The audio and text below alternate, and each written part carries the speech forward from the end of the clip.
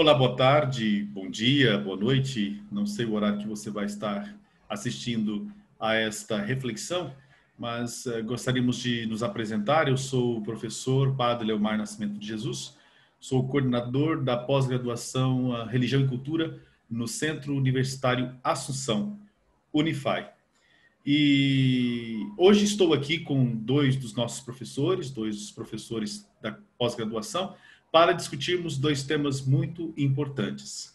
Eles dão aula no curso de pós-graduação, mas essa iniciativa também ela faz parte de uma parceria com a Pastoral Universitária no Centro Universitário Assunção.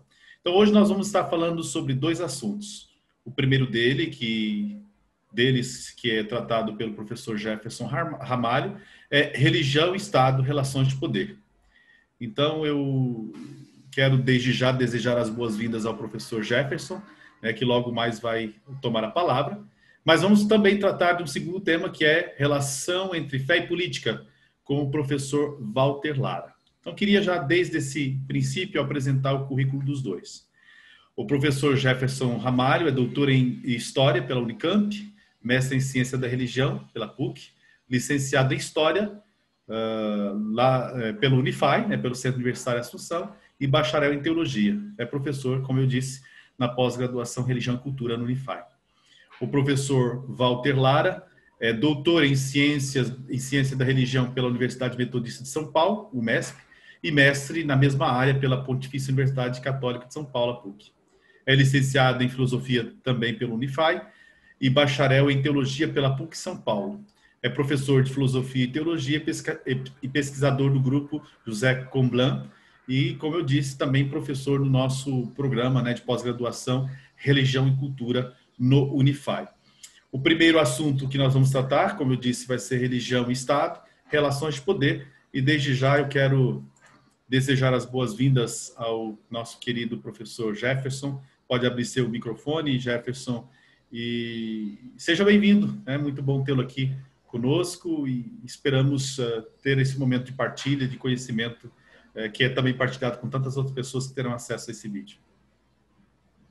Leomar, muito obrigado, muito obrigado. Me sinto muito honrado, muito feliz de estar aqui com você, com o nosso querido professor Walter também, e com os demais colegas que estão nos assistindo, sobretudo os nossos alunos, do nosso programa, do nosso curso de pós-graduação em Religião e Cultura.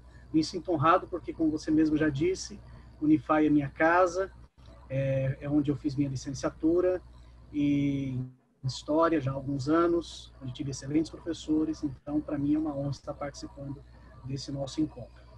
Bom, então a proposta é exatamente essa, religião e Estado, relações de poder entre igreja e império na Antiguidade Tardia. É um tema que eu estudo desde a minha primeira graduação em teologia, depois eu ampliei um pouco essa temática no âmbito da graduação em História. Depois eu passei para mestrado em Ciência da Religião, explorando um pouco mais esse assunto, e também no doutoramento. E agora iniciei o ano passado, quase um ano já, meu estágio de pós-doutorado na Ciência da Religião da PUC São Paulo. E sempre trabalhando com essa questão das relações de poder entre igreja e império na Antiguidade Tardia. O que muda são as fontes, são os documentos com os quais eu venho trabalhando. Eu já vou começar, não necessariamente fazendo uma aplicação ou tentando trazer para o nosso tempo, longe de mim querer fazer isso já logo de cara. Eu quero me concentrar na antiguidade mesmo. Mas, a título assim de informar vocês qual foi a minha motivação desde o início para que eu estudasse esse assunto. Há poucas horas, ou talvez poucos minutos, eu fiquei sabendo, não sei se é verdade, uma acusação, de que teria havido um desvio de 7,5 milhões de reais em doações da pandemia para ser repassado sem licitação para igrejas ligadas a pessoas do atual governo federal. assuntos como esse é que fizeram com que eu lá atrás, cerca de quase 20 anos, eu me interessasse por esse tema, né? Eu queria saber quando que isso começou na história da cristandade, quando que isso começou na história da religião cristã. E para isso eu precisava ir para as fontes, ir para os documentos. Eu precisava conhecer os documentos, sobretudo literários, né, que de alguma maneira representam esse processo lá atrás. E eu fui percebendo que de maneira mais clara, segundo a própria historiografia cristã, eu não estou nem falando aqui de uma historiografia que é avessa à história do cristianismo a partir de dentro, eu fui percebendo que na própria historiografia cristã havia uma certa legitimação desse discurso de aliança entre esses dois poderes, entre essas duas instituições. Uma instituição é a instituição, naquele momento, do Império, né? Talvez a gente nem possa ainda usar o termo Estado, né? A gente sabe que o termo Estado ele é carregado de todo um significado moderno, então talvez seja mais apropriado a gente ficar restrito à terminologia Império mesmo. E a cristandade, a religião cristã que ainda está ali naquele momento em processo de institucionalização. Quando eu falo de antiguidade tardia, a gente sabe que a gente está se referindo a um conceito bastante recente na historiografia, né? É um conceito que ainda vem se consolidando nos estudos de história da antiguidade.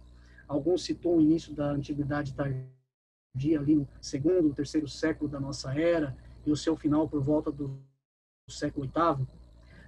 De todo modo, o momento que eu estudo é a primeira metade do quarto século, tá? Primeira metade do quarto século, protagonizado, no caso do Estado, por essa figura que aparece aí na nossa primeira tela, no nosso primeiro slide, que é o imperador romano Constantino I.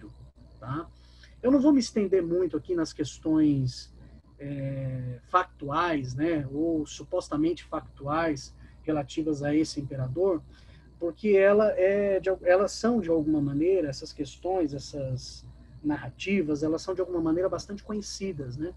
Desde a educação básica, nós vemos os nossos jovens estudando a respeito do Império Romano, e sempre existe ali um tópico ou dois a respeito desse imperador, onde se fala que ele teria sido o primeiro imperador cristão da história, aquele grande responsável por cristianizar o Império Romano.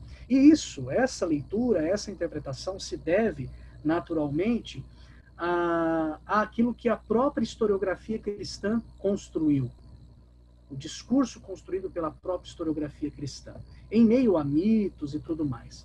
Nos mesmos livros, às vezes até livros de ensino superior, nós encontramos algumas imagens que têm o objetivo apenas de ilustrar os capítulos e tópicos a respeito desse assunto, e neles aparecem, por exemplo, essa imagem que eu mostrei anteriormente, né, a estátua colossal de Constantino, que é uma das várias que existem expostas em museus e em praças, não só lá na cidade de Roma, mas em outros lugares, que são datadas do quarto século. Mas nós temos também, por exemplo, fotos do Arco de Constantino, que é um monumento datado do quarto século, né? Mas que há uma problemática em torno dessa datação, nós falaremos a respeito disso também. O fato é que essas imagens, essas estátuas, essas construções, elas ocupam nestes livros, nestes manuais, um papel apenas, infelizmente, apenas ilustrativo. E é aí que eu acho que entra a nossa preocupação aqui. A nossa preocupação qual que é? É mostrar que a gente precisa olhar para esse tema das relações entre o Império Romano e, naquele momento, eu não diria só a religião cristã, mas as religiões de uma maneira geral, ou seja, naquele momento, particularmente a religião cristã que está em início de institucionalização e a tradicional religiosidade ou religião romana, né, que era politeísta, seria exatamente olhar para essas questões não somente a partir dos documentos literários, dos textos, mas também a partir da documentação material. Por quê? Porque nós percebemos, Leomar, Walter e demais amigos que estão aí nos acompanhando, que esses documentos materiais, eles também são narrativas. Eles também, de alguma maneira, apresentam uma ou mais versões a respeito daquela mesma história. E aí a gente começa a perceber alguns conflitos em torno desta discussão. Bom, para a gente avançar, a gente precisa naturalmente conhecer esses documentos. Antes de mais nada, o Arco de Constantino em particular, que é um dos objetos materiais com os quais eu trabalhei, sobretudo no doutoramento, mas eu trabalhei também com a estatuária, com moedas, trabalhei com algumas inscrições, tanto latinas quanto gregas. Mas o Arco de Constantino em especial, que eu gostaria de explorar um pouco mais com vocês aqui hoje, ele traz para a gente um outro Constantino e um outro processo em relação a esta aproximação do Império Romano com as questões religiosas. Bem, nós mostramos aqui duas fachadas, a fachada norte e a fachada sul.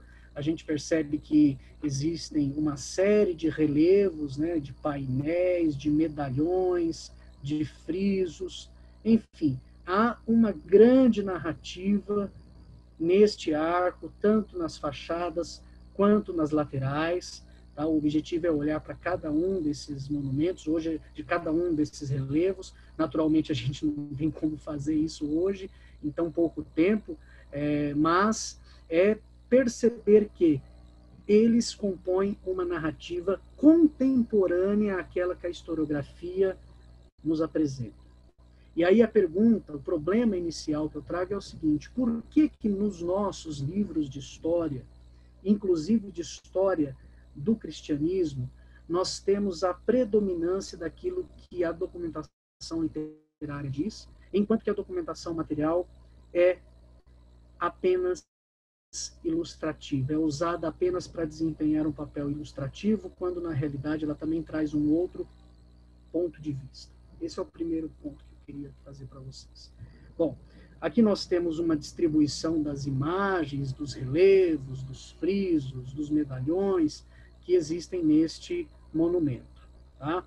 Bem, nós temos alguns relevos que são chamados de relevos reutilizados, ou seja, seriam relevos, por exemplo, do tempo do imperador Trajano, alguns relevos que estão em medalhões, né, em círculos, da época do imperador Adriano, e tem também alguns que são relevos reutilizados da época do imperador Marco Aurélio. Então, percebamos que nem todos os relevos que estão neste monumento dedicado a Constantino, no ano de 315, são relevos constantinianos, mas são relevos de imperadores muito anteriores a ele.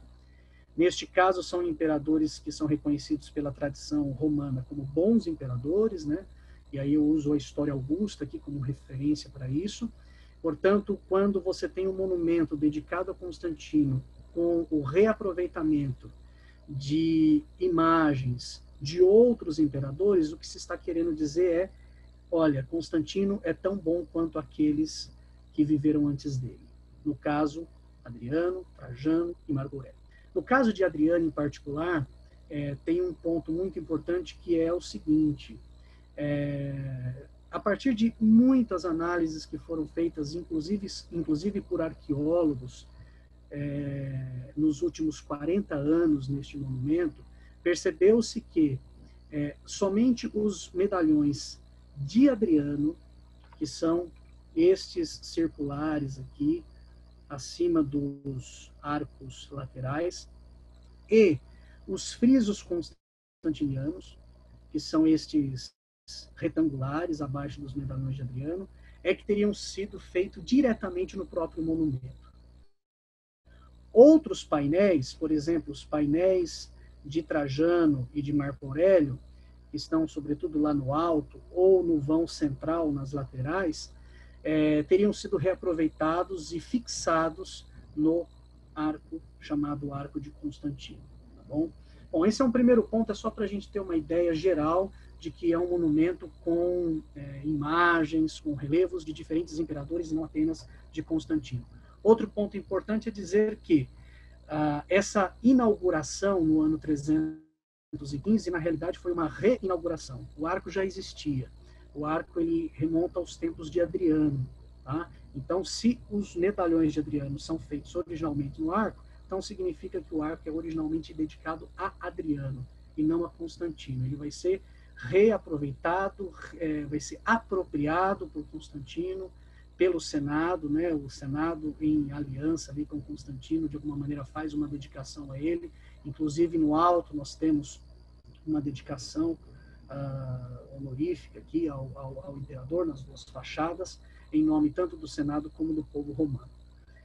Bem, as documentações literárias não podem ser, porém, desconsideradas. Né? Elas fazem parte de todo esse conjunto de narrativas.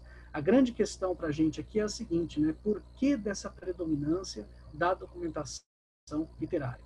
Ela tem como principais referências, né, as fontes, a matriz literária tem como principais referências as obras de Lactâncio e de Eusébio, também conhecido como Eusébio de Cesareia. Eu trabalhei no meu doutoramento, no mestrado, com as fontes literárias de ambos. A documentação material ela entrou no meu trabalho, na minha pesquisa, somente no doutoramento. Tá?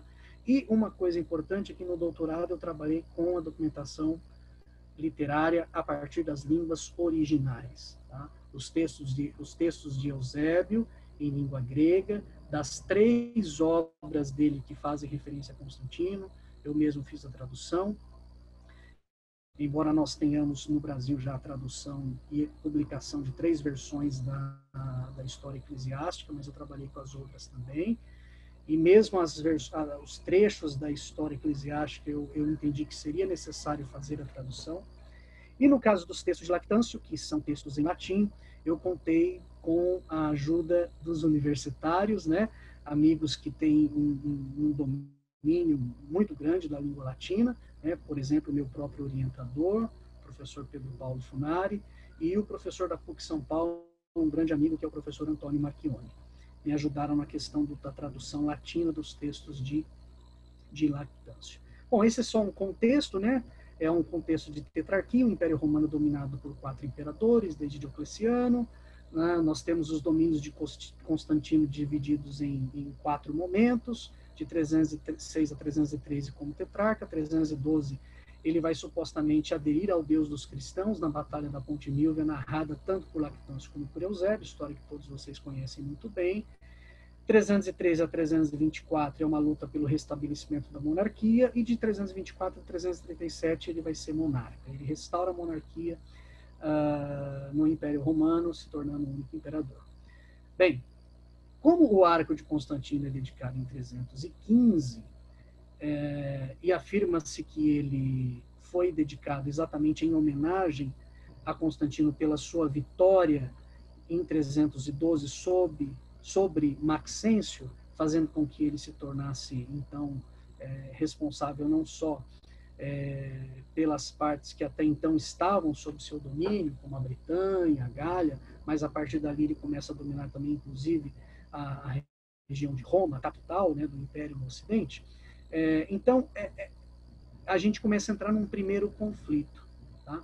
Por quê? Porque nós temos um trecho muito conhecido, muito famoso, tanto na história eclesiástica de Eusébio, quanto na obra sobre a morte dos perseguidores de Lactâncio, e depois na biografia de Constantino, a vida de Constantino de Eusébio. Nós temos uma narrativa muito detalhada, bastante mítica, a respeito desse triunfo, dessa vitória do imperador romano Constantino sobre Maxêncio. E as imagens que estão, vamos dizer assim, esculpidas ali no arco de Constantino, nos frisos constantinianos, também fazem referência a esse processo de batalha e de conquista. A questão, porém, é a seguinte, a gente já começa a pular já alguns pontos importantes. Esse símbolo, que é bem conhecido por todos nós, né, que foi tradicionalmente inventado nas obras de Lactâncio e de Eusébio, que teria sido as 2 letras gregas iniciais do nome Cristo, né, e que o imperador Constantino teria visto na noite anterior à sua vitória sobre Maxêncio, na Batalha da Ponte Milvia, Curiosamente, ela não está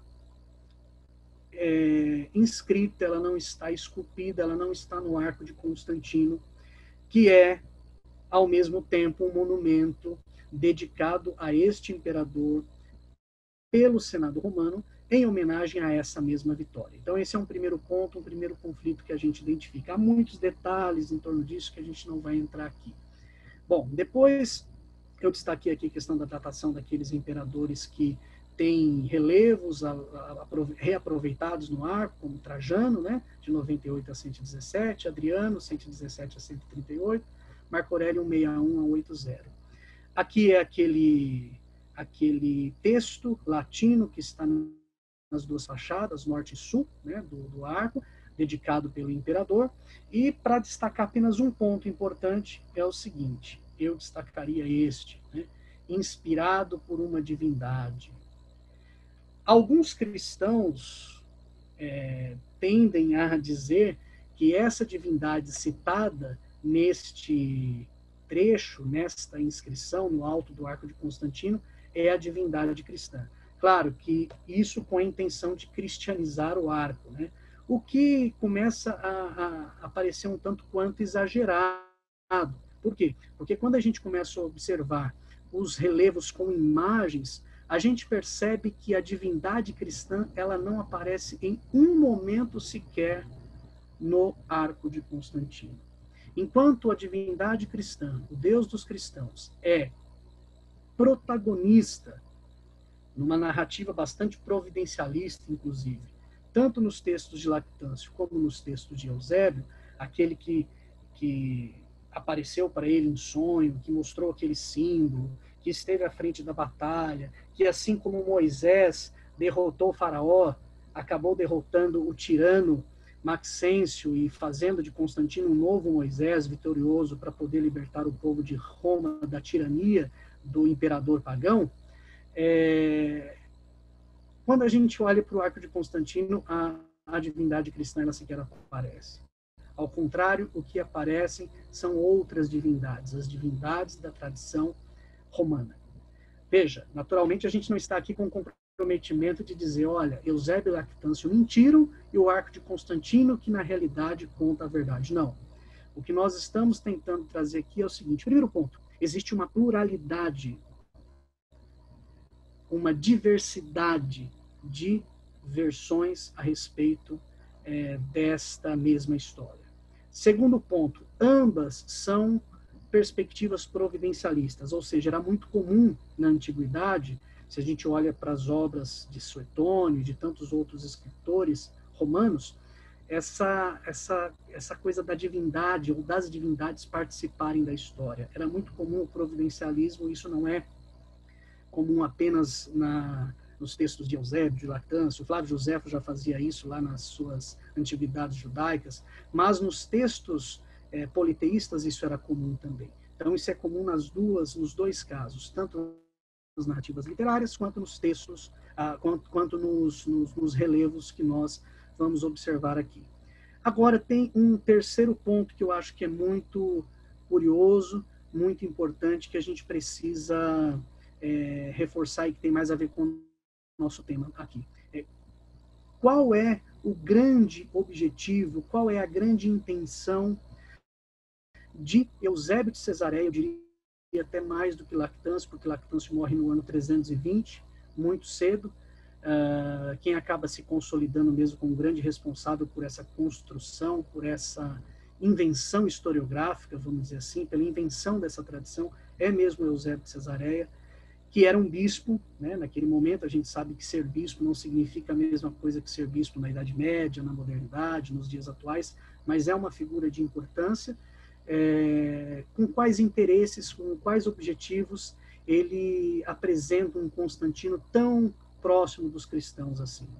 Eu gosto de chamar a atenção, por exemplo, a uma situação da narrativa de Eusébio, que é a seguinte: quando Constantino consegue vencer Maxêncio e entrar em Roma, ele começa a recitar de cor trechos diversos da Bíblia Sagrada, da Bíblia Hebraica, sobretudo, né, de Salmos e de Êxodo, como se ele, de fato, conhecesse a Bíblia Hebraica daquela maneira, né? Então, quer dizer, é aí que a gente percebe o escritor por trás da narrativa, o caráter subjetivo do texto, da mesma forma como isso acontece com a documentação material. Bem, eu não vou comentar aqui todos esses painéis, eu trouxe aqui uma série de painéis para mostrar para vocês. Primeira coisa que chama atenção, né? Esse, por exemplo, é um dos painéis de Marco Aurélio, que estão lá no alto do monumento. A gente percebe que os imperadores, eles eram, de alguma maneira, reaproveitados e transformados. A cabeça de Marco Aurélio, aqui neste caso, ela foi transformada na cabeça de Constantino. Então, houve um processo aí, não no sentido de querer apagar a memória de Marco Aurélio, mas de legitimar a figura de Constantino, colocando onde era antes o rosto, a cabeça de Marco Aurélio, o rosto do imperador Constantino. É uma apropriação e uma legitimação, né? Então, da mesma forma que é importante para o Eusébio de Cesareia comparar Constantino a Moisés, é importante para os artistas, né, e para o próprio Senado, que estaria à frente desse processo todo aqui, do arco de Constantino, legitimar a figura de Constantino, comparando com imperadores anteriores a ele, como Marco Aurélio, Adriano e Trajano. Novamente, nós temos aqui uma outra cena, né, de preparação para sacrifícios, que era um rito muito comum, né, na tradição romana. Nós temos divindades. Na minha tese de doutoramento, eu analiso cada detalhe desses painéis, e inclusive eu faço questão de mencionar para quem puder e tiver interesse de verificar, é só fazer uma busca. A tese está disponível no repositório da Unicamp, chama-se Constantino nas Palavras e nas Coisas. E uma coisa, por exemplo, que eu observo nesses estandartes, né, nessas insígnias militares que tem em relevos como este, mais uma vez, nós não temos aqui nenhuma referência à divindade ou à simbologia cristã, né? Mas o Constantino, novamente, ele aparece aí onde antes era Marco Aurélio. Aqui nós temos a presença das divindades Vitória e Marte, né? Ou seja, nós temos um Constantino, né, que foi, numa cena de Marco Aurélio, ele foi inserido e foi tranquilamente associado à tradição romana.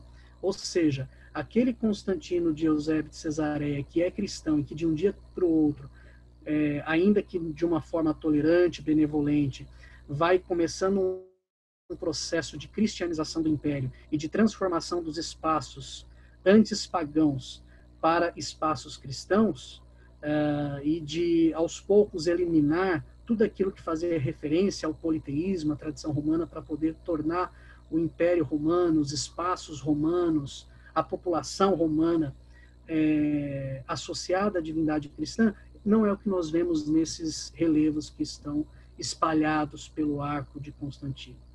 Bem, talvez a gente possa dizer assim, mas são relevos de outros imperadores, houve um reaproveitamento, a imagem do imperador foi trocada, mas ainda assim, chama atenção o fato de ele estar o tempo todo vinculado a esses rituais de sacrifício e de caça, que também era uma forma de rito religioso, né? A caça fazia parte do rito, para que você possa depois oferecer em sacrifício. Então, por exemplo, nesses 4 medalhões de Adriano, nós temos mais uma vez a figura de Constantino associada a cultos a diferentes divindades, a Apolo, a Silvano, a Diana. Nós temos depois ele numa cena de caça, mais uma vez o rosto, aqui neste caso de Adriano, foi transformado em rosto de Constantino, tá? Claro que esse estudo comparativo, para se ter certeza de que é uma representação de Constantino, se dá por meio de um paralelismo com a estatuária romana, né? A gente vê que é um rosto de Constantino comparando com as estátuas da época. Aliás, nós trabalhamos só com documentos da época, tanto literários quanto materiais. Aqui são painéis de Trajano, novamente com a presença da divindade, a divindade Vitória, né? Aqui como que coroando o imperador, participando de uma batalha. Aqui nós já temos frisos nas laterais, medalhões nas laterais, só que são medalhões constantinianos, né? eles são da época de Constantino. Nós temos o deus Sol Invictus e a deusa Lua, né? Eu já li, por exemplo, algumas tentativas de se interpretar, por exemplo, esse primeiro medalhão, dizendo que aquilo que nós entendemos como Sol Invicto, segurando o globo, etc., seria, na verdade, uma representação de Jesus de Nazaré, né? Ou seja, mais uma tentativa de se cristianizar aquilo que originalmente não tinha nenhum sentido cristão. Bom, aí nós temos os frisos constantinianos que trazem a saga, o percurso de Constantino até a Ponte Milvia para derrotar Maxêncio. Tá? Primeiro a partida de Milão, depois o cerco a Verona, depois a batalha da Ponte Milvia propriamente, né? A entrada triunfal em Roma, um discurso imperial e as doações ao povo e ao Senado. No pós-doutoramento eu estou trabalhando em particular com os primeiros 4 frisos, para exatamente traçar um paralelo com a documentação escrita. Tá? E nós vemos a presença aqui de uso de divindades. Em nenhum momento a divindade cristã aparece. Tudo bem que aqui ainda é um friso que antecede a batalha da Ponte Milvia e ao sonho que ele teria tido, né, com o crisma. Aqui nós temos outro friso que antecede a batalha da Ponte Milvia, mas nós temos a deusa Vitória sobre a tropa constantiniana a caminho de Roma, vencendo em Verona uma batalha. E aqui a batalha da Ponte Milvia propriamente, onde o Deus dos cristãos, segundo Eusébio, teria participado e derrotado e afogado os soldados da tropa de Maxêncio. Aqui o que nós vemos é outra coisa. O que nós vemos aqui é a figura da deusa Vitória e da deusa Roma, mais uma vez, alada. Constantino provavelmente estaria nesta posição. Tá? Nós temos a cena do afogamento dos soldados de Maxêncio. Então, quer dizer, toda aquela narrativa de Eusébio, de alguma maneira, ela está presente aqui. A diferença está o quê? No protagonismo da divindade. O Deus cristão aqui, ele é ausente, ele não existe, ele não é citado. Aqui, a divindade citada é a deusa Vitória, junto com a deusa Roma, o que chama atenção também o fato de serem deusas femininas. Depois da entrada triunfal em Roma, nós temos também, mais uma vez, a presença da divindade à frente do imperador. Nós não temos nenhum símbolo cristão, né? Enquanto Lactâncio e Eusébio falam que Constantino teve que uma noite antes, de uma noite para o dia, pintar o lábaro constantiniano, o Ki, o Rho, nos estandartes, nas roupas, nos escudos dos soldados, e eles entraram em Roma depois com aquela simbologia toda. Aqui nós não temos absolutamente nenhuma referência a isso. Bom, algumas ideias conclusivas, e aí a gente já fecha. Primeiro, nos textos de Lactância e Eusébio, o Deus dos cristãos é protagonista. No friso do Arco de Constantino, o Deus dos cristãos sequer é mencionado. Nos textos de Lactância e Eusébio, o Deus dos cristãos age na história. No friso, são as deusas Roma e Vitória que atuam no processo. Terceira, o lábaro cristão não é apenas ignorado nos frisos constantinianos do Arco de Constantino, mas também deixou de ser inserido em algum momento posterior em qualquer outro ponto do mesmo monumento. Quarto, por mais que se queira cristianizar o Arco de Constantino, ele evidencia, além de uma apropriação e de uma bricolagem de representações de diferentes imperadores, uma identidade imperial político-religiosa bem distante daquela atribuída por Lactância e Eusébio. Ele não serve, portanto, para elucidar qualquer tarefa de cristianização do Império Romano empreendida por Constantino. O que dá, talvez, para a gente pensar, e isso graças a pesquisas arqueológicas, de vestígios encontrados em diversas partes, não só de Roma, mas da Terra Santa, naquelas igrejas que são atribuídas a Helena, mãe dele, ou mesmo em Constantinopla, é que já no final do domínio do seu filho que morreu por último, né, o Constâncio, é que teria começado um processo de cristianização, que nós sabemos ainda passava muito por oscilações. O seu sobrinho Juliano tem uma tentativa e uma perspectiva contrária, e de tal modo que só de Teodósio para frente mesmo, que aí sim a gente pode falar numa cristianização do Império por parte do Império. Bom, após o confronto documental que procuramos fazer, nos vimos diante do início de uma igreja imperial em um Império Romano ainda não cristianizado. O que parece mais evidente é o processo de institucionalização da igreja, a qual adotava uma estética e uma estrutura política interna com traços imperiais. Então, quer dizer, o império, ele quer estar de bem com todos os lados, né? O imperador, enquanto político, quer estar de bem com todos os lados. A cristandade, não sei se representa para ele grandes vantagens, né?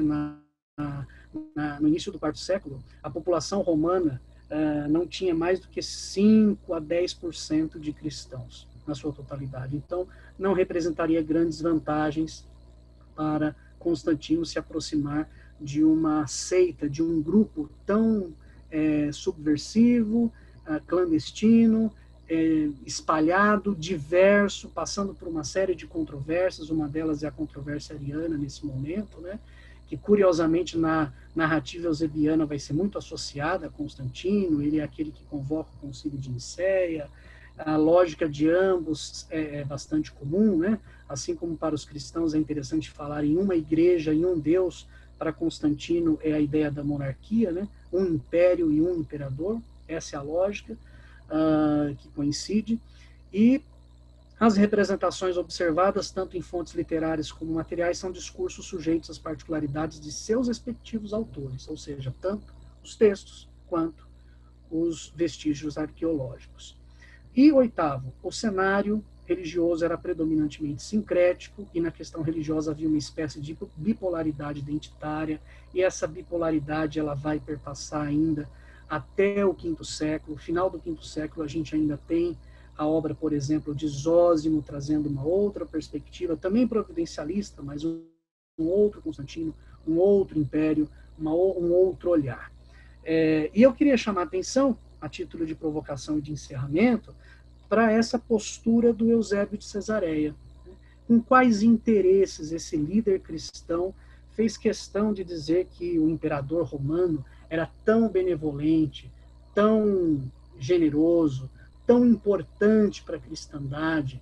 Nós temos, por exemplo, no livro 10º da História Eclesiástica, a citação de documentos oficiais do Império, de editos, em que, por exemplo, os cristãos vão ser isentados de taxas, de impostos, além de ganharem presentes pessoais da corte romana. Então, assim, eu tenho a impressão de que existe um interesse muito claro e muito maior por parte destas figuras de importância, de peso dentro da cristandade da época, em se legitimar em relação ao império, do que propriamente por parte do império em querer obter qualquer vantagem em relação a uma religião que era insignificante do ponto de vista numérico naquele momento, ainda que tivesse espalhado e presente em vários lugares do território romano.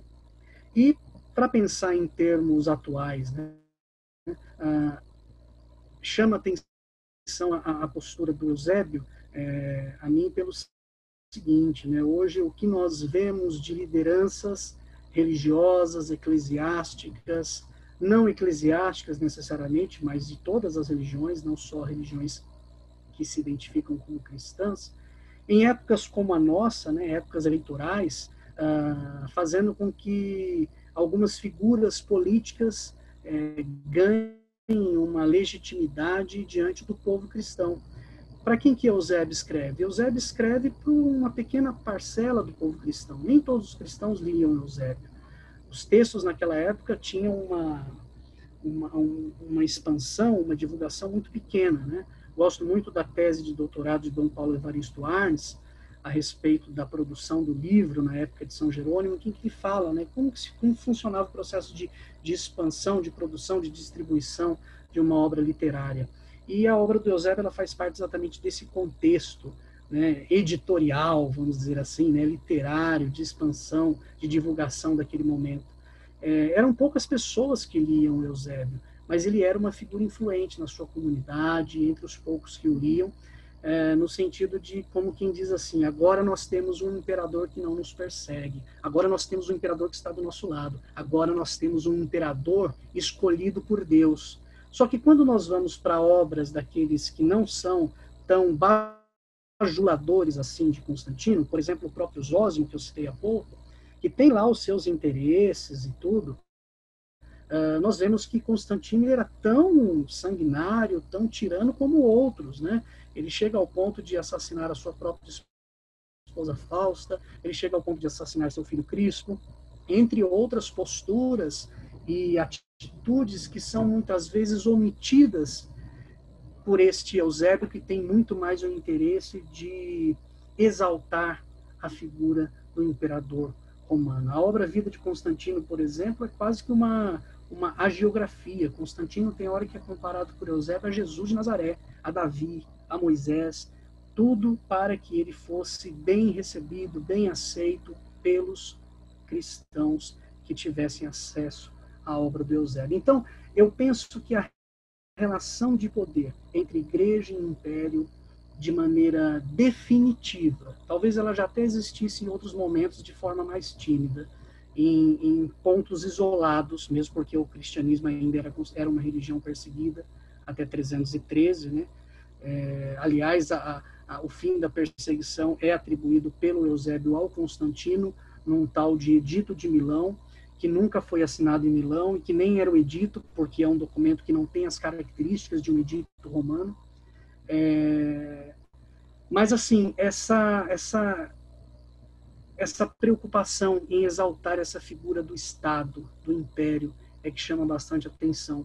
E, dadas as devidas proporções e diferenças, para que não cometamos aqui nenhum anacronismo, me parece que nos dias de hoje nós vemos, sobretudo em épocas eleitorais, interesses comuns, fazendo com que figuras eclesiásticas, religiosas,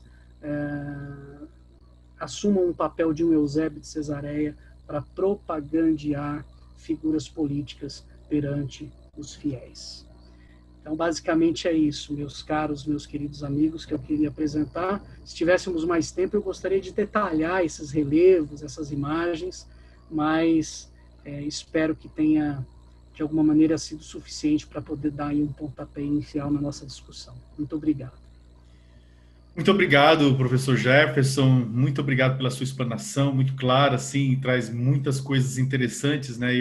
Quando você ia falando, eu dizia, né? Qualquer semelhança com a realidade atual é pura coincidência, quer dizer, era justamente a pergunta que vinha, né? Qual que era a intenção de Eusébio, né? Por que ele coloca Constantino tão no alto assim, não é? Você tem pergunta para fazer, Walter? Ou algum comentário? Não, sim, um comentário, pergunta, assim, a gente tem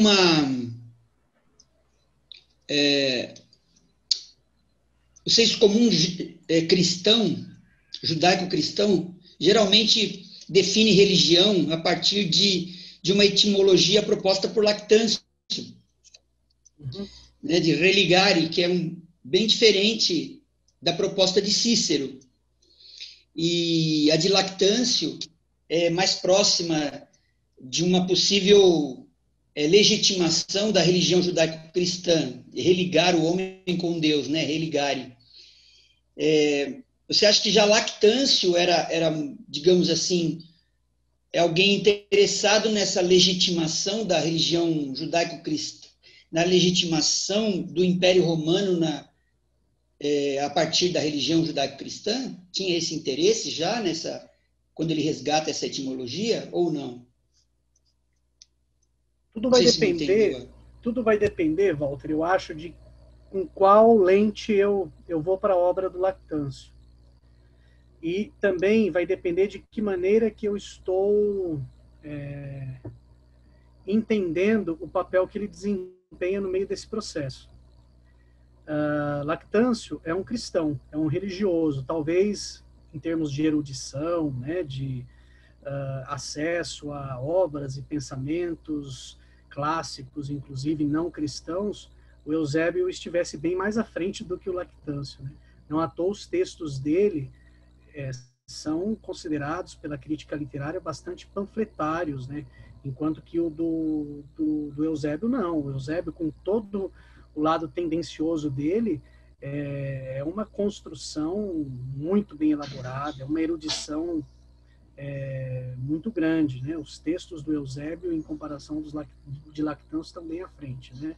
Nesse sentido, da qualidade literária. Eu penso o seguinte, eu penso que o Lactâncio é um cristão escrevendo como cristão, né? E quando ele, não na mesma medida, na mesma intensidade, por isso que eu fiz questão de quase no finalzinho falar, ele morre em 320, né? Ele era preceptor dos filhos de Constantino, ele trabalhava para a corte, né? Ele foi mestre lá dos filhos que Constantino teve, não com Fausta, né? Que foi o caso só do Crispo.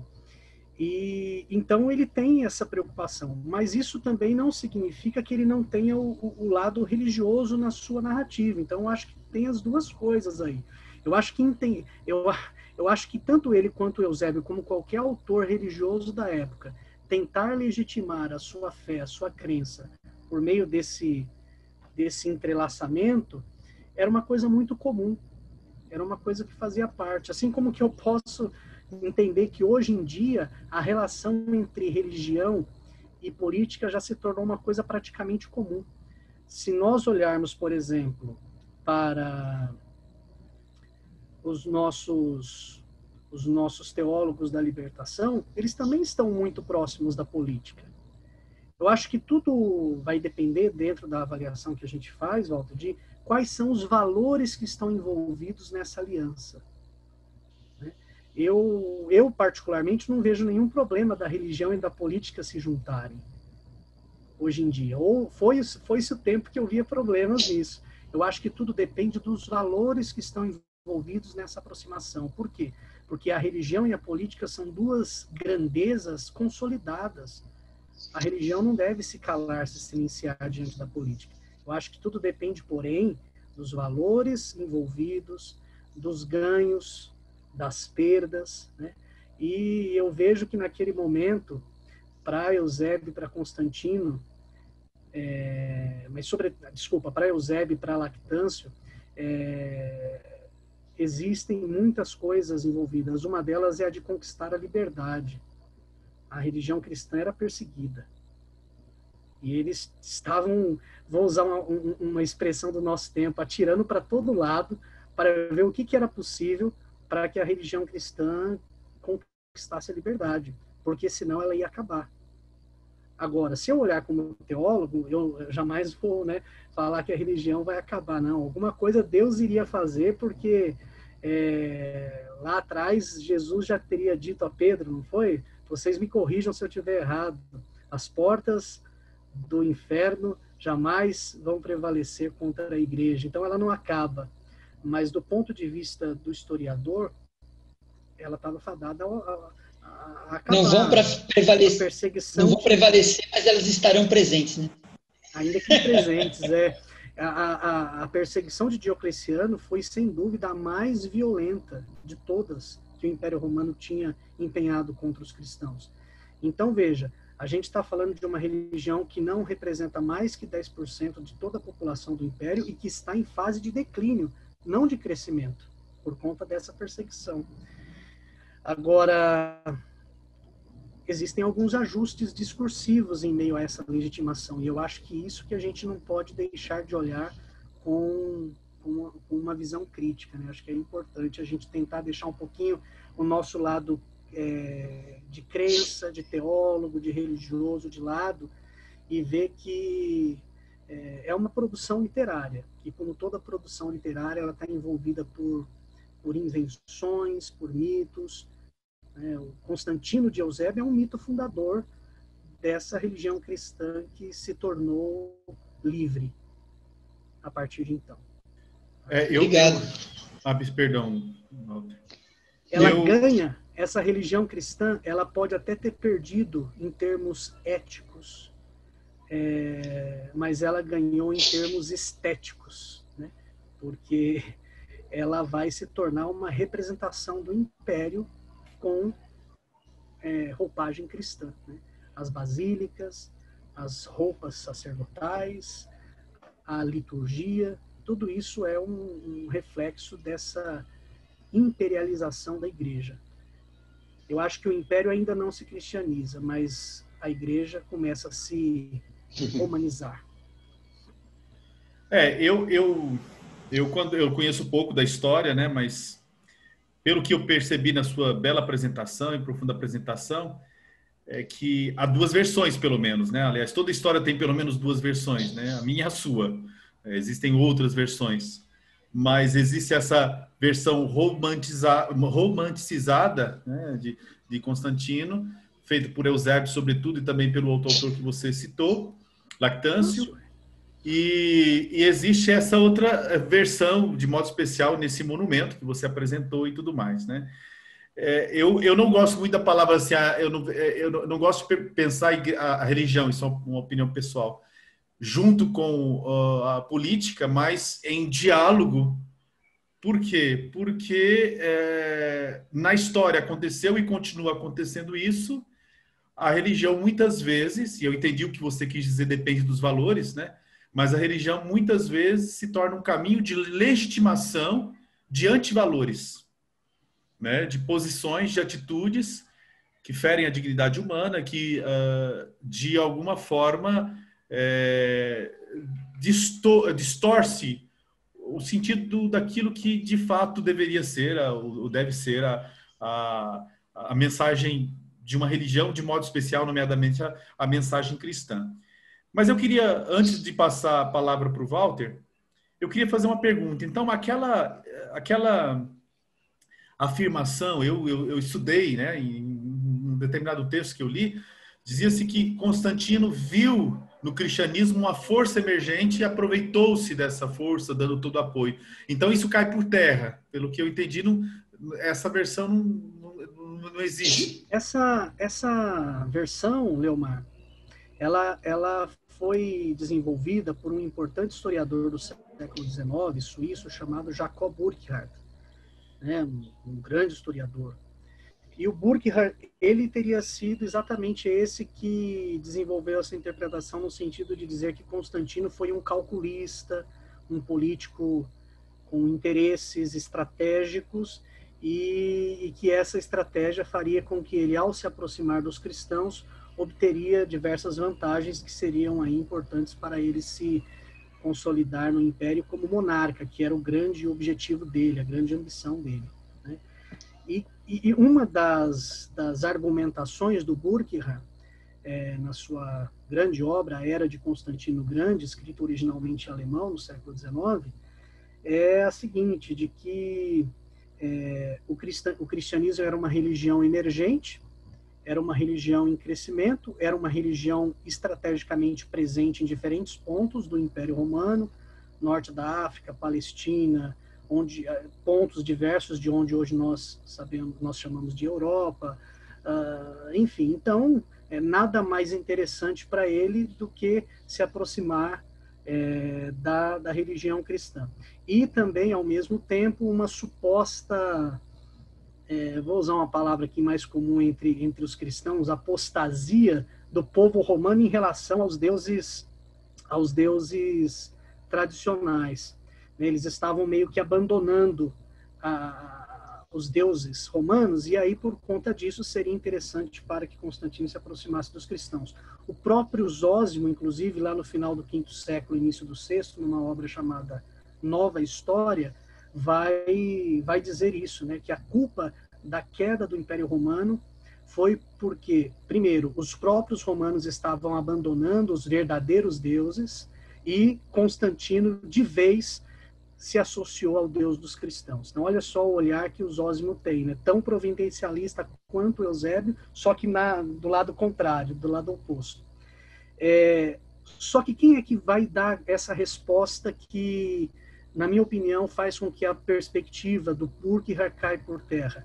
É o Paul Veyne, não muito tempo atrás, recentemente, final do século XX, início do XXI, na sua grande obra, já traduzida aqui no Brasil, se eu não me engano, pela editora Civilização Brasileira, Quando o Nosso Mundo se Tornou Cristão.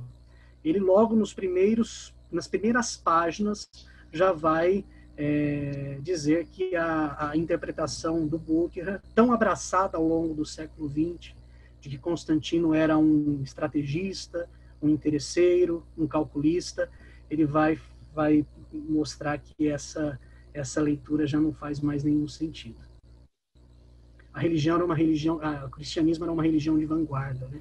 E era uma religião em declínio, quase que chegando ao seu final. Ela em pouco tempo desapareceria, segundo essa leitura que o Veyne faz. E graças ao pontapé inicial do Constantino, aí sim você vai ter um favorecimento. O Veyne, ele entende que não é indiferente a gente se preocupar em dizer Constantino se tornou genuinamente cristão ou não. O Veyne fala, quem vai conseguir definir isso são os teólogos, porque os teólogos é que sabem o que é uma conversão genuína e o que não é. Os teólogos, os padres, os pastores, né? O historiador, o arqueólogo, ele não está preocupado com esse conceito, ele não tem condições de dizer o que é ou não uma conversão genuína. Então ele trabalha com o seguinte, Constantino se aproximou dos cristãos, né? Consequentemente, vai favorecê-los nesse sentido, mas não como se ele quisesse obter alguma vantagem, talvez até ele pudesse ter se tornado um cristão, como Eusébio diz, né? Só para brincar com você e com os nossos espectadores, eu sou teólogo, eu não sabia que eu tinha essa prerrogativa de saber o que é uma autêntica conversão. Pensei que só Deus soubesse. É brincadeira. É verdade. Mas eu acho que assim, eu sei, eu estou brincando com a sua fala aí, mas e comigo mesmo, né? O Veyne, eu acho que assim, ele, de certa forma, ele tá certo, né? Porque assim, quem tem competência para explicar quais são os sinais evidentes, né, de uma conversão, é o teólogo, é o religioso, é a própria pessoa, né? Não é. Agora Deus a gente nem sabe se Deus existe. A gente acredita na existência dele. Agora, mas é uma pretensão. Então, é uma pretensão, né? Acreditar que o teólogo... Mas é uma pretensão do teólogo achar que ele sabe... É uma grande ironia do Veyne, o que Deus acha, que ele acha que Deus acha. Eu também acho, viu, Walter? Eu também acho. Só que você sabe muito bem que está cheio de teólogo e líderes por aí que acham que sabem mais até do que Deus.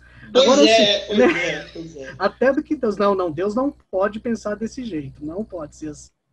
Nossa tradição diz assim. Então colocam Deus dentro da tradição, do pacote. Mas assim, eu acho que o Veyne, ele está querendo dizer o seguinte, não faz sentido, né, a gente achar que o Constantino ia obter alguma vantagem com uma religião tão minoritária, diversa, dividida, né, e que estava em processo de declínio por conta da perseguição iniciada por Diocleciano. Então, ele fala o seguinte, olha, Constantino, ele se aproximou dos cristãos, ele até pode ter se tornado um cristão. Agora, se a conversão dele é verdadeira ou não, não me pergunte. É isso que ele fala, né? Agora, ele publicamente ele se professa cristão. Agora, o Eusébio trata de quê? Trata de construir todo esse enredo da conversão de Constantino. Aquela coisa da visão, aquela coisa do batismo no fim da vida, no leito de morte, aquela coisa da mãe que é peregrina e vai a Jerusalém fundar. Será que algo que está acontecendo hoje com certos governantes é só semelhança ou é mera coincidência? Era justamente isso que eu me perguntava. No Brasil, por exemplo, isso ainda bem que quase não acontece, né? Aliás, eu quero já entrar na segunda parte da nossa reflexão, que é a relação entre fé e política, né? Esses dias eu vi num post do Facebook, uma senhora, Walter, isso agora é para você, né, que vai tratar esse tema. E ela dizia a famosa frase que nós ouvimos aí frequentemente, né? Religião, esporte e política não se discute. Agora a nossa ênfase aqui é religião e política. Qual a sua opinião sobre isso? Bom, eu já sei sua opinião, mas para os nossos espectadores, né? Qual que é a sua religião e qual a importância, né, da tua resposta?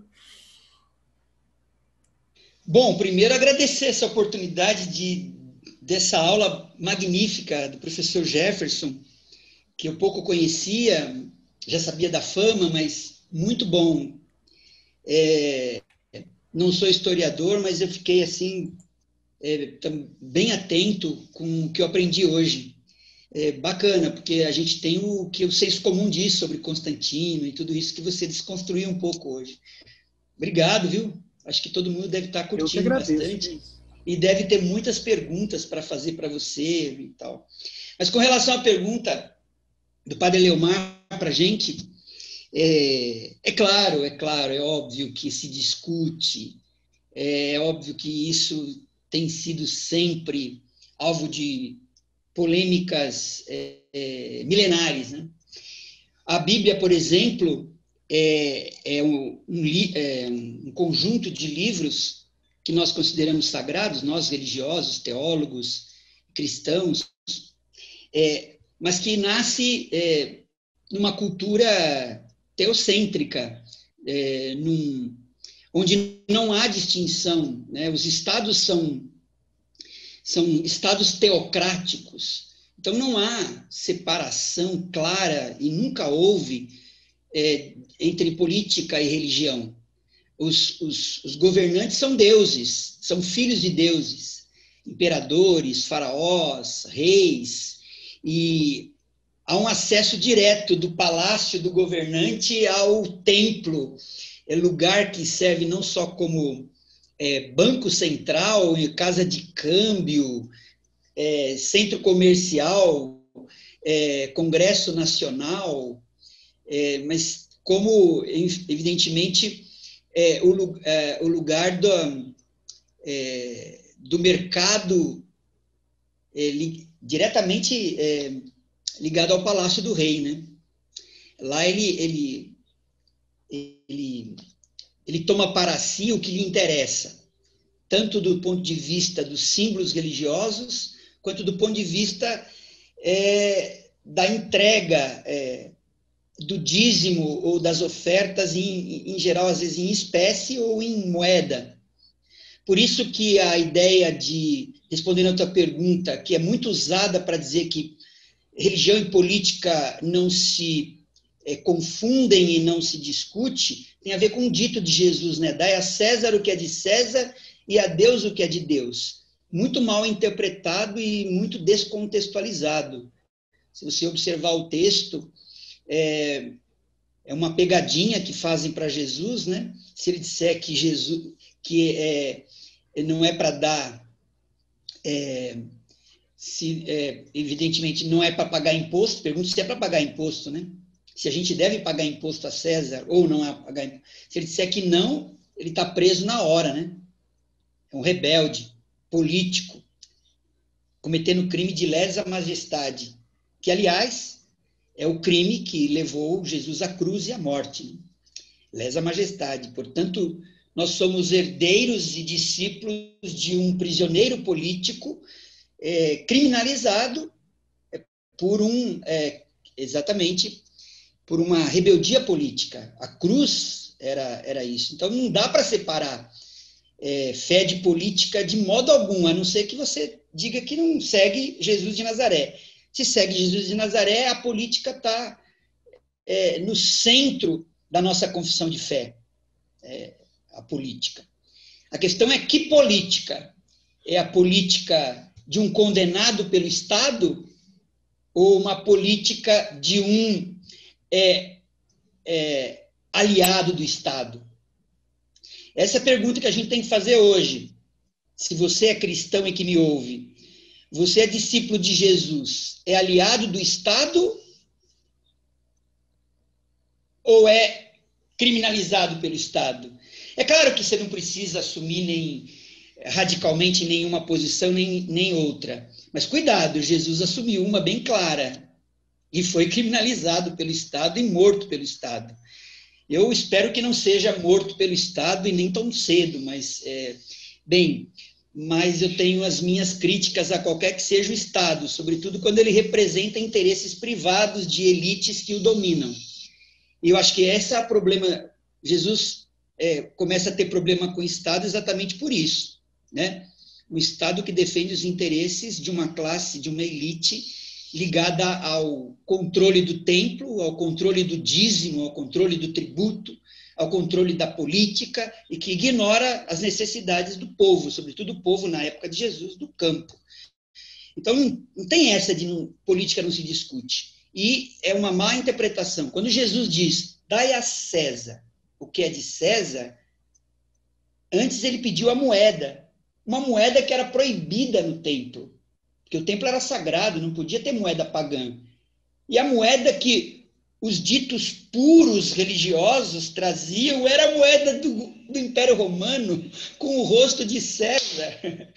Então, Jesus, ao pedir a moeda, denuncia a hipocrisia da religião que eles professam, conivente com o Estado que, naquela época, era o Estado, na ótica de Jesus, o Estado opressor e invasor. Que na ótica bíblica é a terra de Javé, é a terra do Senhor, de Adonai, jamais a terra de César e dos romanos. Mas a moeda dizia que era de César. Dai a César o que é de César, a moeda é dele, mas e dai a Deus o que é de Deus, a nossa terra. Saiam daqui, vai embora. Então, é uma interpretação equivocada achar que se separa fé de política. Agora, é claro, é preciso distinguir. Existe uma natureza específica da religião, da fé, e uma natureza específica da política. As duas estão sempre se encontrando. A questão é como elas se encontram. Como você disse, teólogo da libertação. Eu me considero um teólogo da libertação. E não tem como não fazer política. E a omissão política, muitas vezes, entendida como neutralidade política, é a mais sacana, é o mais sacano, quer dizer, é sacanagem, diria, desculpe a palavra, é esconder o verdadeiro comprometimento político. Porque quando um grande, como o Estado poderoso, no sentido amplo do termo, inclusive das suas forças repressivas, operam a vida e invade a vida do cidadão comum, você se omitir, dizer que é neutro com sua fé, é isso que eu chamo de sacanagem, é uma omissão comprometida com o algoz, com o poderoso, com o Estado opressor. Isso não se admite a quem tem uma fé, e se diz fé cristã, de alguém que, para defender o povo, para defender a misericórdia de Deus, que ele considerava o seu pai, o paizinho, eu disse, inclusive, para Herodes, o rei da época, a sua raposa xingou e pegou o chicote e entrou no templo onde postavam as autoridades exploradoras do povo e saiam daqui, aqui é a casa de Deus, não é a casa de vocês, não. Por favor, saiam daqui. Então, não sei se responde a sua pergunta, mas era aqui que eu queria entrar. Primeiro, o texto sagrado, judaico-cristão, a Bíblia, tanto no Antigo como no Novo Testamento, é um enfrentamento desde o início ao fim de posturas políticas, sempre religiosas. Não existe postura política que não seja religiosa na Bíblia. Não existe. Por isso que essa questão de distinguir fé de política, religião de política, tem muito mais a ver com a modernidade do século XVI, que até tentou do ponto de vista da ciência, mas do ponto de vista do pragmatismo político nunca conseguiu. Um dos pais da ciência política também tentou isso, o Maquiavel, mas se você ler de fato o Príncipe, ele vai ver, olha, político, ele aconselha o Príncipe, respeite a religião nacional se você não quiser perder o poder. Está lá no texto dele. Então, ele, apesar de reconhecer a natureza específica da dimensão política e fundar o que a gente chama hoje de ciência política, ele reconhece que o príncipe, a quem ele orienta para unir o Estado italiano, os feudos italianos e dar uma unidade à nação, respeite a religião, quer dizer, é impossível desconsiderar. E geralmente, quando se desconsidera a religião, há um confronto que, mais cedo ou mais tarde, tem um caráter explosivo, Veja o que aconteceu na Alemanha nazista, veja o que está acontecendo hoje, né? Veja o que aconteceu na União das Repúblicas Socialistas Soviéticas, com Stalin, veja o que está acontecendo na Síria, veja o que está acontecendo nos Estados Unidos, tudo hoje, veja o que está acontecendo com o conflito Israel e Palestina, tudo tem um ingrediente religioso. Veja o que está acontecendo hoje no Brasil, né? A gente pensava que a gente tinha superado a cristandade, talvez a cristandade católica, e olha lá. Mas a cristandade evangélica sim surge com um poderio enorme, enorme de legitimação do atual governante e dos seus atuais representantes terrivelmente cristãos, né? Um deles é o ministro da Justiça, outro é o ministro da Educação, e outro é a secretária para assuntos da família e dos direitos humanos, e que falam em nome da fé cristã. Muito me preocupa, né? Como é que você consegue legitimar o cristianismo que teve uma linha, apesar da história, no seu nascedouro pacífico, agora novamente se aliar com o poder de armas na mão, o poder que defende a criminalização de tudo quanto é opositor. Isso me constrange, e por isso que eu abri um canal que eu considero de militância religiosa política para combater esse abuso de interpretação. Estamos numa briga de narrativas, não só políticas, como históricas, que o nosso professor deu um banho de interpretação para a gente, né, de como são diferentes e diversas as narrativas. E eu milito nessa briga de narrativas religiosas e de hermenêuticas bíblicas, né? Bom, não sei se alguém quer me interromper para fazer alguma pergunta, senão eu continuo aqui. Nós temos ainda 8 minutos, depois acaba o vídeo. Tá. Então, assim, eu queria só dizer uma coisa. Muito interessante de fato, quando a gente olha a Bíblia, histórias bíblicas, a gente vê, por exemplo, Jeremias, né, bravo com as alianças das autoridades, poder religioso e civil com outros, fazendo alianças e tudo mais. A gente vê constantemente isso no contexto bíblico. Na história da igreja, nós, claro, temos, por exemplo, da igreja cristã católica, nós temos expoentes, pessoas que que se opuseram a certas posições ou antivalores que são apresentados e tudo mais, e na história recente da igreja, muito, sobretudo aí com todo o movimento da teologia de libertação e tudo mais. Hoje, a gente percebe que há uma tendência de muitos grupos de alguma forma, satanizar ou como que a gente fala? De estigmatizar quem questiona, quem leva a essa reflexão política como comunista, como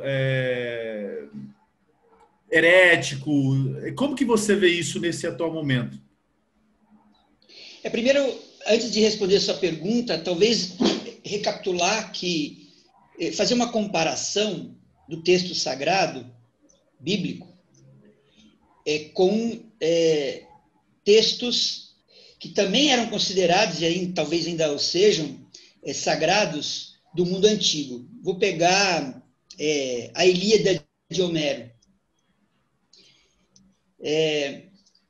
Recentemente eu estive relendo, eu fiquei horrorizado, agora com a bagagem que eu tenho de outras leituras, com o partidarismo dos deuses helênicos, né, dos deuses gregos, em relação a Heitor e a Aquiles, né? Desculpe a minha ignorância, mas eu fiz uma leitura, assim, nada doutoral, como o Jefferson faz dos textos antigos, mas a impressão que eu tive é que é muito arbitrária a opção. Por estes deuses ficam do lado de Aquiles, aqueles ficam do lado de Heitor. Eu fiquei me perguntando por que esse Deus está do lado de Aquiles, por que aquele está do lado de Heitor. Até agora eu não compreendi. Eu espero ainda ser orientado por alguém que conheça mais a Ilíada para entender essa arbitrariedade. E eu acho uma pena o filme, aquele filme que foi para Hollywood, né, ter extirpado os deuses do filme, né, da Ilíada, porque a coisa mais interessante é a participação dos deuses, como você demonstrou, né, a questão do envolvimento dos deuses com a política vigente, com os políticos. Isso está cheio na Bíblia, toda hora, né? Então, a questão, para não ter uma hermenêutica premeditada, eu sempre costumo dizer para os meus alunos, antes de ler a Bíblia, de que lugar você lê a Bíblia? A minha pergunta é, por isso que eu fiz essa pergunta para você, qual é o lugar de Lactâncio? Qual é o lugar de Cícero? Qual é o lugar de Constantino? Qual é o lugar do Zósimo? Qual é o lugar, e aí vai por diante, do Eusébio? De que lugar ele interpreta a sua fé em Deus? Então, aqui eu estou usando, eu não quero entrar em detalhes muito teóricos, mas um autor que eu gosto demais, que é um outro alemão, é o Tyson, é o Gerd Tyson. Ele tem um livro muito precioso, tem vários, né? Mas eu gosto muito A Religião dos Cristãos Primitivos, onde o primeiro capítulo ele trabalha o fenômeno religioso.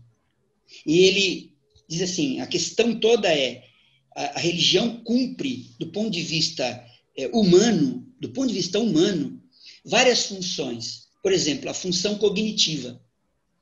A função cognitiva da nossa fé religiosa é explicar o mundo, dar razões para o mundo, da nossa existência, do porquê estamos aqui, para onde vamos. Isso é função cognitiva. Por isso que muita gente que é versada em ciência, em filosofia, acaba desistindo da religião porque opõe a representação científica com a representação mítico-religiosa e desiste da representação mítica. Porque não existe religião sem função cognitiva. A outra função da religião é psíquica, emotiva, né? Dar força e sentido para a gente continuar resistindo às agruras, angústias, as dificuldades da vida no nível mais elementar da nossa vida individual, e isso não significa separá-la da vida coletiva. Mas a religião, para muita gente, é o último refúgio para aguentar viver as suas dificuldades, as suas dores. Então, tem uma função cognitiva e uma função psíquica, sobretudo em momentos de dores profundas, como doenças incuráveis ou opressões profundas. Mas tem uma função sociológica, sociopolítica.